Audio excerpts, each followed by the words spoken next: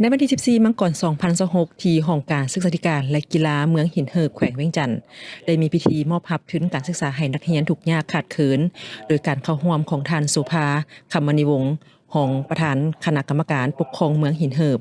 ท่านคำสอนจันทลังสีหัวหน้าห้องการศึกษาธิการและกีฬาเมืองหินเหิบมีท่านซันนี่ประธานมูลนิธิร่วมใจสาธารณกรีพร้อมนักเรียนครูอาจารย์สำหรับการมอบทุนการศึกษาให้นักเรียนทุกยากขาดเขินในสุขเรียน2025-2026รวมมี151ทุนรวมมูลค่า183ล้านกีบชั้นประถมศึกษา50ทุนชั้นมัธยมศึกษาตอนต้น60ทุนและชั้นมัธยมตอนปลาย40ทุนหลานดีใจหลายที่ได้รับทุนนี้และเป็นปีที่3มันเป็นการดีพอน้องออกมาช่วยในการทำเรียนซื้ออุปกรณ์ทำเรียนและถ้าบ่มีทุนนี้ก็จะเฮ็ดให้น้องพบกับความลำบากอุปสรรคหลายอย่างและน้องก็ขอบใจน้องเป็นนักเรียนเก่งวิชาเคมีศาสตร์น้องรู้สึกภาคภูมิใจหลายที่ได้ทุนนี้มาน้องที่ผ่านมาน้องตั้งใจเรียนแข่งขันกับหมู่ในห้องจนสามารถญาติทุนนี้มาได้ยากอยู่สมควรเพราะมันได้จื้อสูตรได้หลายอย่างค่ะนะแล้วน้องก็ตั้งใจเรียนมาตั้งแต่โดนนะจึงสามารถที่ญาติเอาทุนนี้ได้น้องสิตั้งใจเรียนเพื่อปีหน้าน้องสิได้ทุนตัวนี้อีก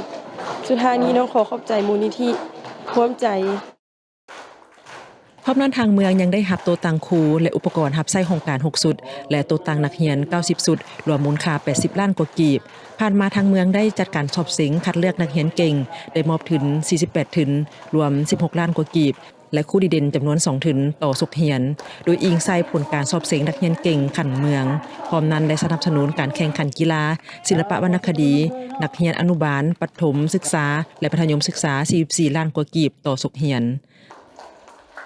ภายหลังที่พวกเราได้รับทุนจากโครงการดังกล่าวนี้เลยมันเฮ็ดให้เวียกงานการศึกษาอยู่เมืองหินเหิบพวกเรานี่ก็ดีขึ้นเนาะโดยเฉพาะก็เป็นว่าเรื่องอาคารเรียนเนาะห้องเรียนนี่แหละมาฮอดปัจจุบันนี้พวกเราได้รับห้องเรียนนี่จำนวน5อาคารเรียนก็มีหลายห้องเนาะ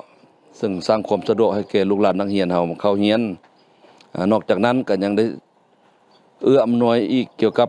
ทุนการศึกษาให้แก่นักเรียนทุกยากนับตั้งแต่ชั้นประถมจนฮอดม.ปลายนั่นแหละข้าพเจ้าก็คิดว่าคันบ่มีโครงการดังกล่าวนี้มาอุปถัมภ์ค้ำสู้นี่ก็สิเฮ็ดให้พวกเฮานี่พบความยุ่งยากอยู่เนาะในการว่าปฏิบัติแผนพัฒนาการศึกษาโดยเฉพาะแม่นอัตราเข้าเรียนเนาะหรืออัตราปะละ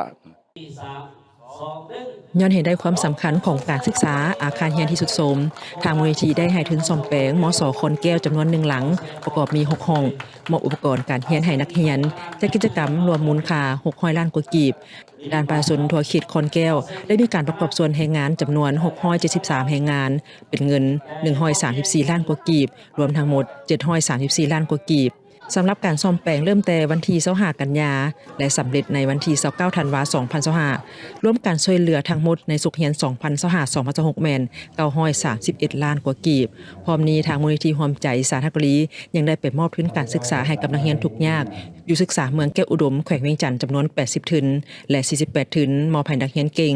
มอบให้รางวัลครูดีเด่นพร้อมทั้งสนับสนุนกีฬาศิลปะให้นักเรียนแต่ชั้นประถมฮอดชั้นม.ปลายรวมมูลค่า150ล้านกว่ากีบเติมอีก